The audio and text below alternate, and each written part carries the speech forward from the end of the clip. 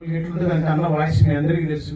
అదిగో పొడుస్తున్న పొత్తు, అమ్మ వందనం వందనం, పొడుస్తున్న పొత్తు మీద నడుస్తున్న కాలమా, పోరు తెలంగాణమా, పోరు తెలంగాణమా, కోట్లాది ప్రాణమా, మా భూములు మాకేనని రాసినప్పుడల్లా మా భరద్వాజ గారు 2-3 కార్యక్రమాలు చేశారు. ఎట్లా నన్ను అడిగారు, ఎందుకు మంచి మాట్లాడుతుంటావు పాట పాడుతున్నట్టు నమ్మేనా అన్నాడు. ఎన్ని ద్రోవేటోళ్ళు తెలియస్తారు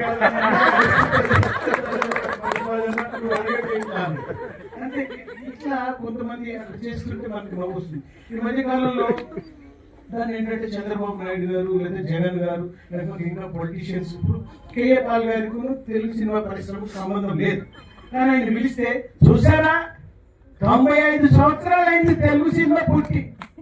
నేను ఒకటే చెప్తున్నాను, ఇవాళ ఇక్కడ ఉన్నటువంటి అశోక్ గారిని, భారద్వాజ గారిని 2 దేశాలకు ప్రధానమంత్రి చేస్తారు.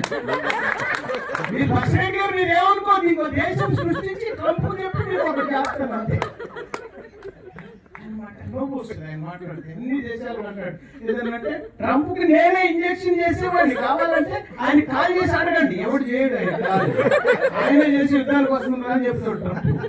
ఇవన్నీ కూడా ఇలా ఉంటాయి. మన మామూలుగా నేను ఒక మొన్న కవిత రాశాను సార్, నేను ఎందుకు బ్రతికున్నాను. కవిత శీర్షిక పేరు జనాల్లో అన్నాడు, ఇది విన్న తర్వాత మేము బ్రతుకుంటామా అని అడిగారు. పనిచేసి మళ్ళీ వెంటనే దాని వేరే టాపిక్ వచ్చారు. చంద్రబాబు నాయుడు గారు ఒకవేళ తెలుగు సినిమా పరిశ్రమ గురించి మాట్లాడితే,